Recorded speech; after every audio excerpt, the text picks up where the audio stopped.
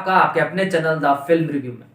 तो चलिए आज का स्पेशल एपिसोड शुरू करते हैं स्टार्स ऑन कॉल। और आज हम बात करेंगे बॉलीवुड के जाने माने अभिनेता जसकरण जी से। जी हाँ, तो उन्होंने काफ़ी वेब सीरीज़ की हैं, टीवी शोज़ किए हैं। तो चलिए उनसे बात करते हैं स्टार्स ऑन कॉल पे और उनसे ही जानते हैं उनके बारे में। तो चलिए शुरू करते हैं।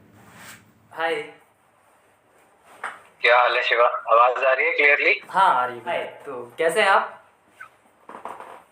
मैं एकदम ठीक हूँ, आप कैसे हैं? जी मैं भी बिल्कुल ठीक हूँ। तो ज़्यादा टाइम ना लेते हो आपका, आई नो बहुत बिजी होंगे आप। तो बहुत बहुत स्वागत है आपका हमारे शो में स्टार्स ऑन कॉल। तो कोविड की वजह से अभी थैंक यू। कर रहे हैं ऑनलाइन। बाकी जब सब कुछ नॉर्मल हो जाएगा तो एक इंटरव्यू हम लोग आमने सामने बैठ के करेंगे। जी बिल्कुल, मुझे भी मिलना है आपसे। मुझे लोगों से फेस टू फेस मिलना ज्यादा अच्छा लगता है। मुझे भी। देखिए ज़्यादा समय ना लेते हुए शुरू करते हैं। तो सबसे पहला क्वेश्चन हमारा ये कि करियर की शुरुआत कैसे हुई और अभी तक का जो सफ़र रहा है, कैसा सफ़र रहा है, क्या एक्सपीरियंस? मेरा सफर कुछ ऐसा रहा है कि मेरे सफर पे किताब लिखी जा सकती है। लेकिन आई एम श्योर बहुत से जो आर्टिस्ट हैं उन सभी की लाइफ ऐसी रही है। बिल्कुल। तभी हम काफी किताबें भी पढ़ते हैं, बायोग्राफीज पढ़ते हैं। जी जी। तो जहाँ तक करियर की शुरुआत की बात है तो मेरे करियर की शुरुआत हुई थी, सबसे पहला मैंने एक सीरियल किया था, अरुणा ईरानी जी का आया था जी टीवी पे, नागिन। ओके। तो उससे मैंने शुरुआत की थी। उससे मैंने टेलीविजन की दुनिया में सबसे पहले कैमरा फेस किया था। ओके। और उस टाइम पे जो था, बिल्कुल मुझे एक्सपीरियंस नहीं था सेट का जो होता है, तो नया नया था। बहुत सारी गालियां भी पड़ी जैसे हम सबको पड़ती हैं, और गालियों से ही मेरी भी शुरुआत हुई, क्योंकि मुझे left of camera right of camera कुछ पता नहीं था। हाँ। तो मुझे याद है, आज भी याद है बहुत अच्छे से, कि मेरा पहला दिन था और नाइट शूट थी मड आइलैंड में। ओके। उस टाइम पे क्योंकि नागिन सीरियल था तो वो शूट हाँ। भी एकदम रात को जंगल टाइप का था। हाँ। तो माहौल एकदम गर्मा गर्मी का था, और मुझे नहीं पता था कि ये टेलीकास्ट इशू क्या होता है और एपिसोड जाना क्या होता है और अर्जेंसी क्या होती है। हमें तो ऐसा लगता था कि भैया फिल्में बनती हैं एक एक साल तक, तो हम जाएंगे और एकदम बोलते जो वो शिद्दत से एक सीन करेंगे, मजा आएगा। यस। वहां गए तो ऐसे लग रहा था जैसे मतलब जल्दी करो जल्दी करो जल्दी करो, अरे यार डे लाइट आ जाएगी। मैं तो यार रात के 12 बजे हैं, यहाँ भी कहाँ से डे लाइट आ जाएगी। तो वैसे सब मैं अपने ही जोन में था।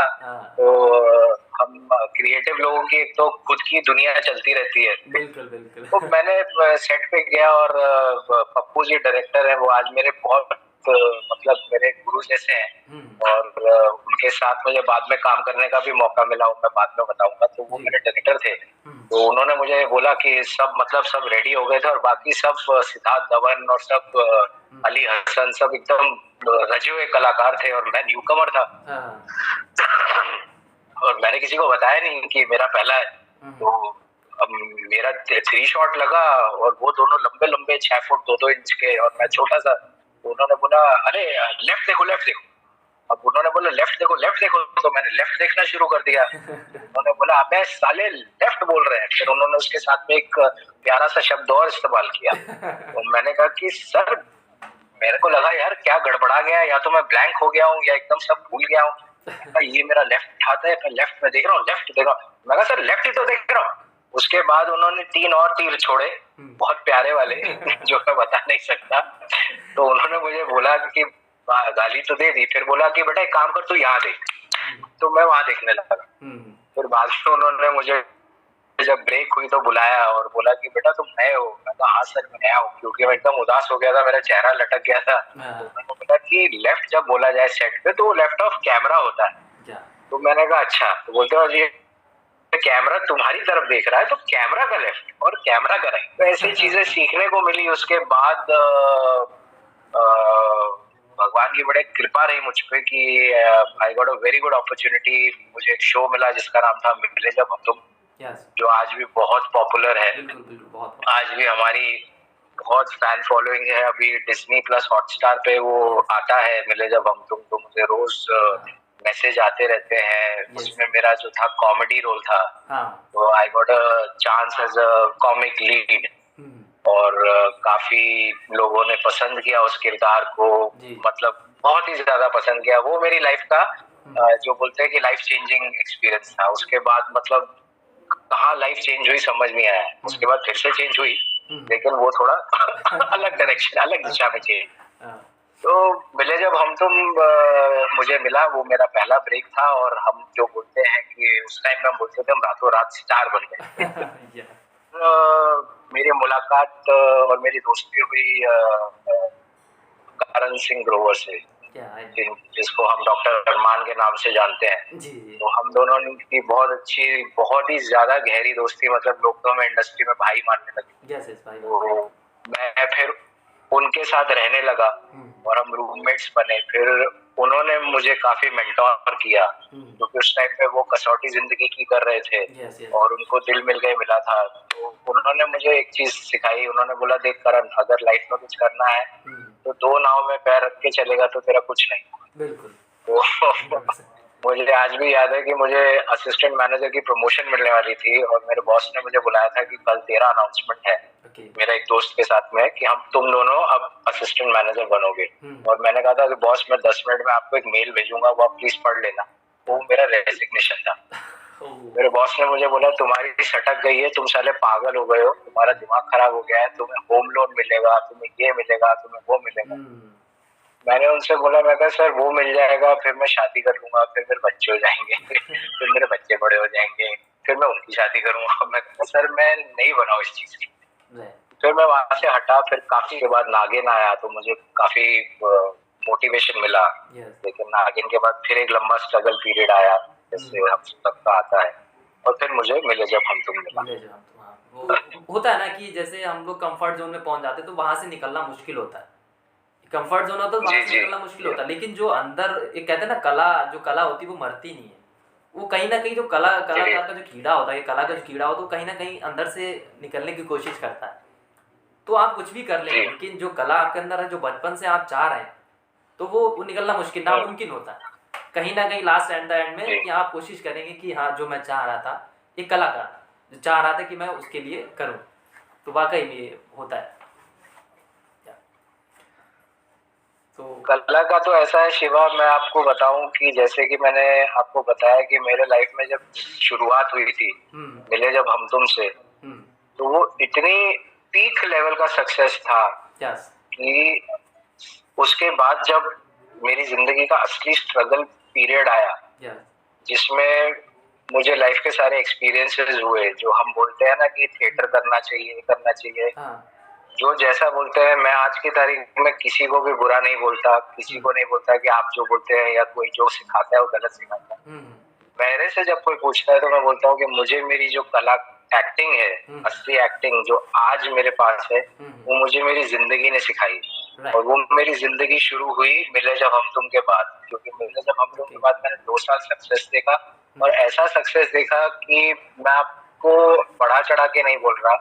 जब हम किसी मॉल में भी जाते थे, उस टाइम पे बहुत गिने चुने मॉल होते थे, तो जब हम मॉल में जाते थे तो किसी दूसरे चैनल के लीड कलाकार जो होते थे वो घूम रहे होते थे, और हम जब जाते थे तो ऐसी भीड़ जमा होती थी जैसे, तो अच्छा तो बहुत लगता था। तो उस टाइप का सक्सेस था मिले जब हम तुम का, क्योंकि तो यूथ बेस्ड शो था, और उस टाइम पे इतना ज्यादा सोशल मीडिया भी नहीं था, तो और ओटीटी और ये भी नहीं था, वेब भी नहीं था। तो जितने भी ऑडियंस थी वो टेलीविजन पे ही देखती थी। तो हमारा एक मतलब क्रेज हो गया था। कॉलेजेस में, हम कॉलेजेस में जाते थे तो मतलब इतना अच्छा फीलिंग होता था, बाउंसर चल रही है। चलिए नेक्स्ट हमारा क्वेश्चन ये है कि अभी मतलब अभी राइट नाउ क्या कौन सा शो चल रहा है उसके बारे में? अभी शो एज सच टेलीविजन पे तो मेरा कुछ नहीं चल रहा, क्योंकि मैं थोड़ा सा मेरा फोकस अभी वेब सीरीज की ओटीटी की तरफ है। और प्लस मेरे अंदर एक चीज है कि मुझे अलग अलग किरदार निभाने में बहुत पसंद है, बहुत ही ज्यादा पसंद है। मतलब मुझे अलग अलग गेटअप करने, अलग अलग कैरेक्टर्स प्ले करना। मतलब अगर आप मुझे कोई एक हीरो का रोल देंगे ना, जैसे देंगे तो मना नहीं करूंगा लेकिन अगर हीरो का रोल देंगे और मुझे बोरिंग लगेगा, और उसके साइड में आप मुझे विलेन का रोल देंगे ना, जो एकदम पागल टाइप कुछ नया करने को होगा, तो मैं तुरंत उस डायरेक्शन में भाग गया। तो अब जो है वो ऐसा कंटेंट ओटीटी पे आ रहा है, तो मैं वैसा करना चाह रहा हूँ। और टेलीविजन तो obviously television is my first love. Television तो मेरा गॉडफादर है, वहीं से मुझे पहचान मिली। तो लेकिन टेलीविजन में एज सच अभी कुछ ना इतना इंटरेस्टिंग मुझे ऑफर आ नहीं रहा है, और आया भी तो मैं उसको एक्सेप्ट नहीं कर पाया। इनफैक्ट कमाल की बात है कि मैं उसी इंसान से बात कर रहा हूँ जिन्होंने मुझे अभी वो ऑफर दिया था 4 महीने पहले। इंस्पेक्टर का रोल आपने जब मुझे दिया था, तब मेरी वेब सीरीज की शूटिंग स्टार्ट हो गई थी, इसलिए मैं वो कर नहीं पाया था। तो आपको क्या बोलूं कि बिल्कुल, तो वो इतना, और हमेशा ऐसा होता है। आप मतलब मैंने पहले तो सुना था, फिर लाइफ में एक्सपीरियंस भी किया।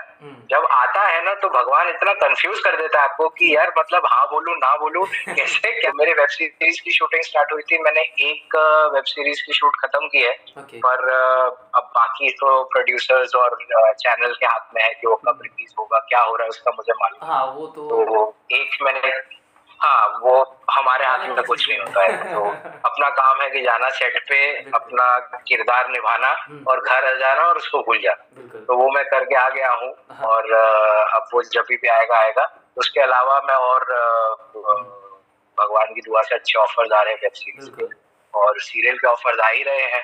अभी 1 हफ्ते पहले आप ही ने दिया था। तो मैं मना किसी चीज को नहीं करता हूँ, क्योंकि मेरे लिए क्या है कि घर बैठा अगर मुझे ऑडिशन का कॉल भी आता है तो मैं उसके लिए भी मना नहीं करता। होना चाहिए, क्योंकि वो मेरा क्या है कि मतलब ऐसा, जैसे अब वो मेरा और मेरे वाइफ रितिमा भी कलाकार है, हम दोनों के अंदर एक चीज है कि अब हम घर बैठे हुए हैं, हम घर बैठे हैं, कुछ कर नहीं रहे, या तो वेब सीरीज देख रहे हैं, या वो अपना सोशल मीडिया पे बहुत एक्टिव है तो वो कुछ कर रही है। तो घर बैठे बैठे हम क्या करें। तो अगर एक ऑडिशन आ जाता है तो हम दोनों इतने एक्साइट हो जाते हैं कि हमें जैसे एक ना चीज परफॉर्म करने को मिली है। तो हमारा काम एज अ कलाकार है कि भैया आप ऑडिशन अच्छे से बनाइए, अच्छी लाइट में, हॉरिजॉन्टल कैमरा में। तो हमने वो एक कमरा सेट किया हुआ है, तो वो हमारे लिए एक ना एक्साइटिंग चीज होती है कि आज दिन में हमने कुछ अपने पैशन की तरफ कुछ किया, और वो ऑडिशन हम बना के भेज देते हैं। उसके बाद उसका क्या होता है नहीं होता, बजट, ये वो चैनल पैनल बहुत चीजें होती है, लेकिन हम वो भेज देते हैं। क्योंकि ये भी नहीं पता है कि वो ऑडिशन घूम के किसके पास पहुंचता है। मेरे वेब सीरीज में यही हुआ था, मैंने ऑडिशन दिया था एक सीरियल के लिए नेगेटिव में, लेकिन वो ऑडिशन पहुंचा वेब सीरीज के लिए। और मैंने उनसे पूछा, मैं कहा तो सर आप स्क्रिप्ट कब भेजेंगे? बोलते नहीं जस भाई स्क्रिप्ट नहीं है, वो आपका एक ऑडिशन मिला। मैं कहा कौन सा? बोलते वो आपने एक दिया था, हम आपको भेजते हैं। मैं कहा अरे बाप रे, ये घूम के वहां पहुंच गया। तो यू नेवर नो, ये हमारे इंडस्ट्री का कमाल है। राइट होता है। और जैसा तो अभी फिलहाल आई एम जस्ट, जी जैसा कि मैंने बताया कि अभी फिलहाल मेरा फोकस जो है वो ओटीटी वेब सीरीज की तरफ है, और बस अपना काम है कि ऑडिशन देना और इंतजार करना। राइट। तो अभी लास्ट जो मैंने लिया था ऑडिशन, जैसे तारका शुक्ला था, तो वाकई में वो ऑडिशन तो माशाल्लाह बहुत ही शानदार था। लेकिन क्या होता है ना कि वो चैनल और क्रिएटिव, वो एक पता नहीं कौन सा माइंड सेटअप चलता है उनका, तो मैं भी उससे परेशान रहता हूँ क्या चल रहा है, कौन सी। शिवा मैं एक बात बताऊं, मेरी वाइफ अभी इस चीज को वो भी धीरे धीरे इस चीज को प्रैक्टिस में ला रही है, कि जो मेरा मुद्दा था कहने का वो ये है कि आई don't think it is in the hands of any channel और एनीबडी बट गॉड। हर कलाकार की जिंदगी में वो एक रोल लिखा होता है जो वो ही करता है। राइट। तो मैं ना किसी चैनल को, ना किसी क्रिएटिव को, ना किसी कास्टिंग वाले को, किसी को भी जिम्मेदार नहीं ठहराता, क्योंकि मैं अपनी जो लाइफ के जो मेटाफोर्स होते हैं ना, जो जिंदगी के सार होते हैं, वो मैं फिल्मों से सीखता हूँ। अब घर बैठ के भी जब हम वेब सीरीज और फिल्म देखते हैं ना, तो लोग क्या देखते हैं, अरे ये बकवास थी, अच्छी थी। मेरे लिए हर फिल्म अच्छी है, क्योंकि मैं हर फिल्म से कुछ ना कुछ सीखता हूँ। जैसे मैं एग्जांपल देता हूँ, MS धोनी, ठीक है, वो फिल्म बड़ी इंटरेस्टिंग है। अगर आप उसको ध्यान से देखें तो उसमें बहुत सीखने को मिलता है। स्पेशली वो एक सीन है MS धोनी में, जब सुशांत सिंह राजपूत क्या आर्टिस्ट है सुशांत सिंह राजपूत, हाँ जब वो बेंच पे बैठा होता है और उसका कोच वो आते हैं और पूछते हैं कि अरे धोनी इधर बैठा क्या कर रहा है, वो सीन याद है? वो सीन याद है बिल्कुल। वो बोलता है कि मैं यहाँ कर क्या रहा मैं अपने रूम में बैठूं या यहाँ बैठूं क्या फर्क पड़ता है, हाँ। मेरे दोस्तों की ड्यूटी है। हम्म। तो बोलता है बैठे बैठे क्या सोच रहा था, तो बोलता था सोच रहा था, डिप्रेस हो रहा था। तो वो जो सीन वो बोलता है कि जिंदगी में हर बॉल एक सही नहीं होती, राइट आउट स्विंग आती है और जब बाउंसर आती है तो क्या कर रहा है, डक करता है, वो डक करना है। और तो वो जो सीन है that is the life, that our life is. So I don't think any human being is responsible. जो मेरे नसीब में लिखा है वो रोल मुझे मिलेगा ही मिलेगा। और मेरी लाइफ में हमेशा ऐसा हुआ है, चाहे वो उड़ान हो, और वो तो उड़ान की तो स्टोरी अलग है, मतलब अलग ही एक स्टोरी है वो तो, मतलब गॉड का मिरेकल मेरी लाइफ में हुआ था। और नाटी पिंकी जो मेरा लास्ट सीरियल कलर्स के लिए था उसमें भी ऐसा ही हुआ, मतलब मुझे कॉल आया और मुझे बताया कि आपकी कल से शूटिंग है। और फिर मुझे पता चला कि जो भी है वो कोई और किरदार जो है वो कोई और एक्टर निभाने वाला था, लेकिन कुछ हुआ और वो मेरे झोली में आ गिरा तो ये अपने जिसके नसीब में जो सेब लिखा है वो गिरता ही है। तो चलिए आगे हम बढ़ते हैं। नेक्स्ट हमारा क्वेश्चन ये है कि जो न्यू कमर्स हैं, अभी जो स्टार्ट कर रहे हैं इंडस्ट्री में या आने की कोशिश कर रहे हैं, एक्टर बनना चाह रहे हैं, तो उनके लिए क्या है, मतलब कैसे उनको स्टार्ट करना चाहिए, क्या तैयारी करके आना चाहिए, कैसे सरवाइव कर सके? यार बड़ा सिंपल है और बिल्कुल भी सिंपल नहीं है तो दोनों है। और सिंपल तब होता है जब आपको पता होना चाहिए कि आप क्या करने आ रहे हैं। कि अगर आपको जो भी करना है वो सबसे पहले तो आप उसको शिद्दत से कीजिए, ठीक है? नहीं वो कास्टिंग डायरेक्टर हो, जो कि एक बहुत ही मेरे हिसाब से एक बहुत इम्पोर्टेंट और एक बहुत प्योर पोजीशन है जिसको मैं मानता हूँ, क्योंकि आपका जो डेजिग्नेशन है ना वो मतलब जैसे बोलते हैं ना, a source of God, it's nothing less than that, because you all are a medium. No, I mean, you know, that's the respect that I have for casting directors, इसलिए ठीक है, because it is a very very very pure thing, okay? Because एक सपने के साथ खिलवाड़ कर सकता है कास्टिंग डायरेक्टर, जो कि हम देखते भी हैं आजकल सोशल मीडिया में, फेक कास्टिंग पीपल पैसे चार्ज कर रहे हैं। तो मैं उस पर रिएक्ट नहीं करता, क्योंकि सबसे ऊपर वाला देख सबसे स्ट्रांग जो है उसकी जब छड़ी पड़ेगी तो जो लाल नहीं होगी टूट ही जाएगी। क्योंकि आप एक ड्रीम, मैं एक ड्रीम देख रहा हूँ। आप आज मैंने बात करी, मुझे एक शिवा का कॉल आया, उसने बोला कि जस्ट आप एक ऑडिशन भेजिए, और मैं एक्साइट हुआ हूँ, मैं रात को सो नहीं पा रहा हूँ, मेरा एक ड्रीम है, मेरा सपना है। तो वो मैं वेट कर रहा हूँ कि एक बंदा है जिसने मुझे कॉल किया, वो मेरा ऑडिशन भेजेगा। तो आप इतनी क्रूशियल चीज अगर उसके साथ आप खेलेंगे तो जो बददुआ उस इंसान की निकलेगी वो कहाँ से निकलेगी? तो वो है। और आर्टिस्ट, सॉरी मैं फिर से मुद्दे से भटक गया। तो as an artist if you have your passion, सबसे पहली चीज तो अगर आपको एक कलाकार बनना है, तो कलाकार बनना है या आपको कुछ भी बनना है लाइफ में, अगर कुछ भी करना है ना, तो उस चीज को फेम, फॉर्च्यून, गाड़ी, मटेरियलिस्टिक चीजों से अगर आप जोड़ेंगे तो आपकी जो दौड़ है ना वो बहुत छोटी हो जाएगी।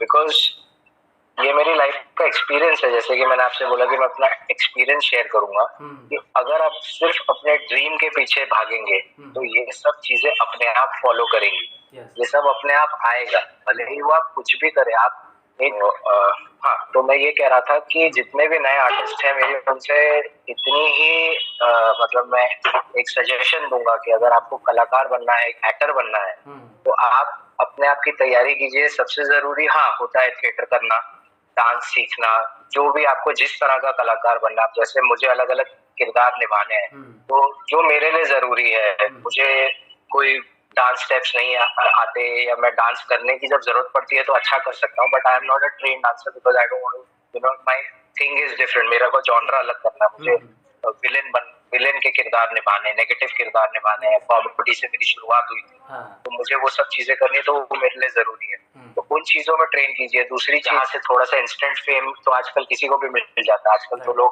वो बीच में टिकटॉक आया था, तो टिकटॉक से भी लोग स्टार हुए थे। तो लेकिन वो अगर वो हजम करने के लिए ग्राउंडिंग बहुत जरूरी है, मेडिटेशन बहुत जरूरी है, भगवान से जुड़े रहना बहुत जरूरी है, सबसे जरूरी है नम्रता। और एक चीज जो आपकी लाइफ में बिल्कुल नहीं होनी चाहिए वो है ईगो। राइट। जहाँ आप में ईगो आया तो वहां पे लाइन लगी हुई है, रोज नए लोग आते हैं। बिल्कुल। आपको कोई पूछेगा भी नहीं। बिल्कुल।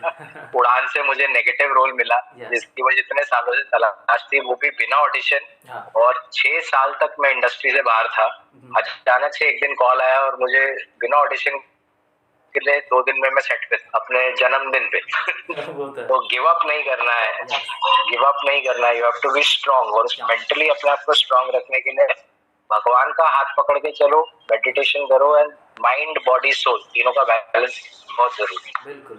तो चलिए हमारा अगला क्वेश्चन उधर पढ़ते हैं कि जैसे आप भी बहुत सारी मूवीज की हैं, टीवी शोज की हैं, तो एक यादगार लम्हा कोई शूट का, मूवी का, जो अभी तक याद हो, मतलब। मिले जब हम तुम्हें, अगर आप एक सीरियल देखे, मेरी शुरुआत हुई थी कॉमेडी से। मैं उसके 1 साल पहले मैंने एक इंटरव्यू देखा था सर का, जॉनी लीवर सर का। जॉनी लीवर सर का मैंने एक इंटरव्यू देखा था और उन्होंने कहा था कि सबसे डिफिकल्ट होता है लोगों को हंसाना। बिल्कुल, राइट। एक्टिंग में, यस, एक्टिंग। और मुझे भगवान ने वो अपॉर्चुनिटी दी शुरुआत में, और लोग हंसे, मैंने हंसाया, और लोग आज भी मेरे सीन देख के हंसते हैं। मुझे इंस्टाग्राम पे मैसेज भेजते हैं कि भैया हम पिछले लॉकडाउन में मेरे को इतने मैसेज आए कि वो हॉटस्टार पे बैठ के मेरे सीन देख रहे हैं। फिर मैंने भी बैठ के देखे। मैं कहा यार, मैंने मिले जब हम तुम में, शिवा आपको पता है, कम से कम 13 से 14 अलग अलग गेटअप किए। मैं उसमें औरत बना हूँ, मैं उसमें सरदार जी इंस्पेक्टर बना हूँ, मैंने उसमें गजनी का एक सीन किया है जहाँ पे मैंने अपने सारे आंसर्स बॉडी पे लिखे, क्योंकि उस टाइम पे मेरी बॉडी बहुत अच्छी थी। अच्छी तो आज भी है, लेकिन उस टाइम पे बहुत अप्रिशिएट की जाती थी, क्योंकि टेलीविजन इंडस्ट्री में ज्यादा लोगों की अच्छी, मतलब बहुत उस ऐसी बॉडी नहीं हुआ करती, तो बहुत कम एक्टर्स थे। वो सीन किया मैंने, बॉडी पे गजनी के जैसे प्रॉपर उसका स्पूफ बनाया गजनी का। फिर मैं दूध वाला भैया बना हूँ, मैं माइथोलॉजिकल एक कैरेक्टर था वो बना हूँ, स्पाइडरमैन बना हूँ, बैटमैन बना हूँ, पता नहीं क्या क्या किया मैंने मिले जब अब तुम। बाद भी मुझे जितने भी कैरेक्टर्स मिले वो इतने अच्छे मिले। 2013 में मैंने दो दिल एक जान किया, घटा। फिर जो उड़ान से मेरी एंट्री हुई वो अलग ही लेवल का, मतलब पूरा लुक ही अलग, फुल वाइट और टीका लगाया हुआ लल्लन का मुझे जो रोल मिला। तो अच्छा, मुझे जब लल्लन का रोल मिला तो मुझे लोगों ने बोला अब तो यार तुझे नेगेटिव ही मिलेगा। उड़ान खत्म होते ही मुझे नाटी पिंकी का रोल मिला, जिसमें मेरा फुल रणवीर सिंह वाला getup, head to toe track pants, full yo. तो आई हैव बीन ब्लेस्ड, मुझे कूल डूड। उसके बाद मैंने अभी शेमारू की लास्ट जनवरी में एक वेब स्टोरी की थी, शेमारू ऐप के लिए, ओटीटी की। उसमें मुझे इंस्पेक्टर का रोल मिला, अंडरकवर कॉप। वो भी बहुत इंटरेस्टिंग था, मतलब बहुत मजा आया उस शूट में, बहुत ज्यादा। वो मेरा लास्ट शूट था, वो बहुत मेमोरेबल था। बुरहानपुर मध्य प्रदेश में एक जगह है, वहाँ पे 1930 या 1935 का एक अखाड़ा है बना हुआ ओरिजिनल, जहाँ पे दारा सिंह जी भी आके कुश्ती लड़ चुके हैं। वहाँ हमने शूट किया। तो वो मेरा बहुत इंटरेस्टिंग शूट था कि मतलब पहले दिखाते कि मैं अंडरकवर जाता हूँ और वहाँ का जो पहलवान है उसको पकड़ने के लिए मैं असल में उससे कुश्ती लड़ता हूँ, उसको हराता हूँ, और फिर पता चलता है कि मैं एक इंस्पेक्टर हूँ। और फिर मेरी एंट्री होती है इंटरोगेशन सीन में, और वो पूरा एक 14 मिनट का या 17 मिनट का इंटरोगेशन है। वो हमने ऑलमोस्ट 1 शॉट में खत्म किया, और इतना मजा आया क्योंकि मैं सिर्फ फ्लो कर रहा था। ये थोड़ा सा अच्छी चीज है मेरे लिए कि मैं स्क्रिप्ट एक बार पढ़ लेता हूँ तो उसको ज्यादा मेमोराइज नहीं करता, और मुझे एक के बाद में मेरा ऑडिशन हमेशा, जो भी मैं भेजता हूँ ना मेरा ऑडिशन, वो हमेशा वो फर्स्ट टेक ही होता है। मैं भले तो जितने भी रोल अभी तक आए हैं वो हर रोल मेमोरेबल रहा है। तो चलिए नेक्स्ट, अभी जैसे करण सिंह ग्रोवर जी हैं, उनके साथ आप रूममेट रहे, तो अभी कैसा रहता है कि अभी मिलना जुलना हो पाता है या नहीं, या नहीं, अब बिल्कुल भी टच में नहीं है। वो अभी बांद्रा में रहते हैं एंड प्लस पहले तो मतलब काम की वजह से मुलाकात नहीं हो पाती थी। लास्ट 2-3 साल में तो वैसे ही मिलना जुलना हो नहीं पाता। कभी कभार हमारी फोन पे अगर मैसेजिंग पे बात हो गई, जैसे अभी लास्ट 17 अभी 17 तारीख को मेरा जन्मदिन था, तो उसने मुझे वॉश मतलब विश किया था मेरे बर्थडे पे, तो हमारी बातचीत हुई थोड़ी देर के लिए। बट ऐसे मुलाकात तो अब नहीं हो पाती अब। और मतलब मुझे अंदर से फीलिंग है अभी मुलाकात जो होगी वो सेट पे ही होगी, जहाँ पे शायद वो हीरो होगा और मैं विलेन होगा। Yes yes. तो चलिए हम अपने लास्ट क्वेश्चन पे पढ़ते हैं कि अभी मतलब अभी इतना सारा तो हुआ है, लेकिन अपकमिंग जो प्रोजेक्ट हैं वेब या टीवी, क्या अपकमिंग आने वाला है? टीवी का तो अभी मैं कुछ ऐसा कह नहीं सकता कि अपकमिंग है, क्योंकि टीवी का तो आपको भी पता है कि रात को कॉल आया भाई कल से शूटिंग है। Doing 2 web series, but I cannot disclose what it is because of confidentiality clauses. And एक और वेब सीरीज की मेरी बात चल रही है, वो मेरे बहुत करीबी मतलब मेरे फैमिली जैसे ही हैं, तो उनके साथ मेरी बात चल रही है। तो वो प्रोजेक्ट्स मतलब थोड़ा सा भी टाइम लग रहा है, क्योंकि ओटीटी का जैसे फिल्मों के जैसे होता है स्लॉट्स मिलना एंड कंटेंट अप्रूव होना ये वो, तो उसके बाद जैसे टेक ऑफ होता है तो धड़ धड़ करके काम शुरू हो जाता है। तो अभी बस वही I am in talks, but some very good roles and good series.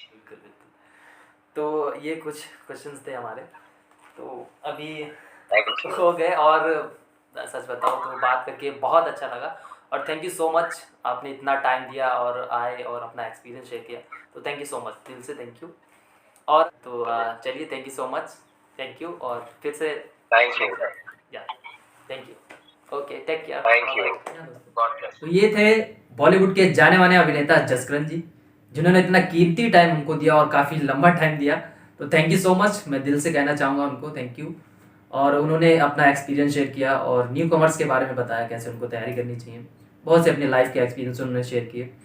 तो बॉलीवुड में बहुत ही अच्छा काम कर रहे हैं अभी, और करण सिंह ग्रोवर के भाई और दोस्त, बॉलीवुड उनको जानता है इसी नाम से। तो चलिए इसी के साथ हम आगे ऐसी ही वीडियो आपके साथ शेयर करते रहेंगे इसी चैनल पर, आपके चाहते कलाकार आपको मिलते रहेंगे। तो तब तक के लिए नमस्कार, थैंक यू।